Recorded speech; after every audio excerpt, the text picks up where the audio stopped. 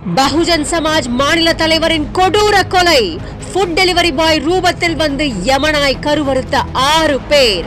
ஒரு மாநில தலைவருக்கு இந்த நிலைமை, இந்த பொதுமக்களுக்கு எப்படி இந்த பாதுகாப்பு இருக்கும்? மருத்துவமனையில் குவிந்த ஆதரவாளர்களால் அலறும் சென்னை.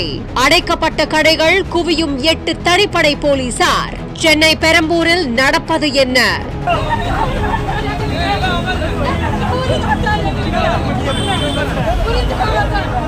பெரம்பூர் பகுதியை சேர்ந்த பகுஜன் சமாஜ் கட்சியின் மாநில தலைவர் ஆம்ஸ்ட்ராங் தன் வீட்டின் பக்கத்துல நின்றுட்டு இருக்கும் போது 4 பேர் தனியார் உணவு டெலிவரி செய்யும் ஆடையை அணிஞ்சுக்கிட்டு ஆம்ஸ்ட்ராங் கிட்ட பேசி இருக்காங்க. உடனே அங்கு வந்த இன்னும் 2 பேர் சரமாரியா அவரை மறைச்சு வச்சிருந்த ஆயுதத்தால தாக்கி இருக்காங்க.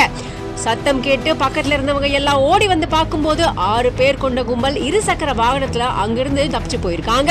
ஆம்ஸ்ட்ராங்க தனியார் மருத்துவமனைக்கு கொண்டு போயிருக்காங்க. சிகிச்சை பலன் இல்லாம அவர் உயிரிழந்திருக்காரு.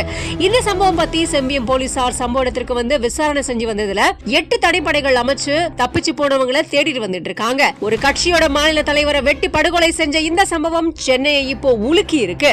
அந்த பகுதியில இருக்கிற பெரும்பாலான கடைகள் இப்போ அடைக்கப்பட்டு வந்துகிட்டு இருக்கிறதா தகவல்கள் வெளியாகி இருக்கு.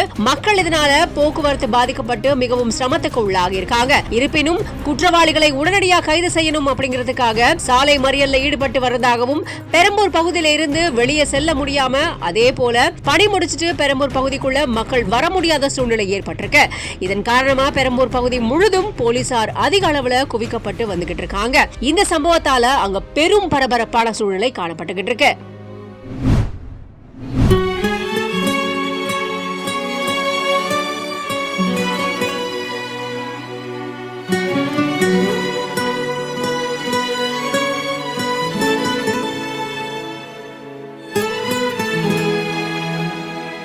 தமிழகத்தின் தலைநகரத்தில் பெரும் பதற்றம். ஒரு கட்சியின் மாநில தலைவர் படுகொலை செய்யப்பட்டதால் குவியும் ஆதரவாளர்கள். நேரில் சென்று கதறி அழும் இயக்குனர் ப. ரஞ்சித்.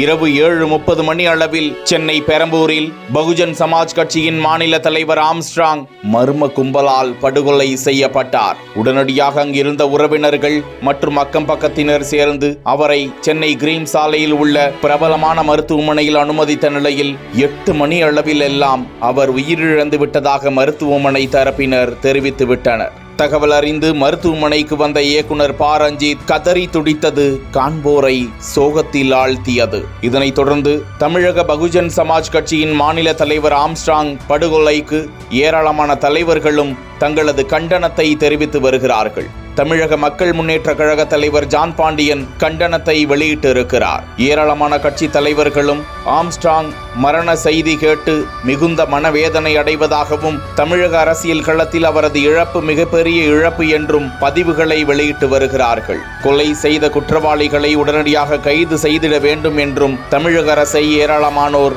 வலியுறுத்தி வருகின்றனர்.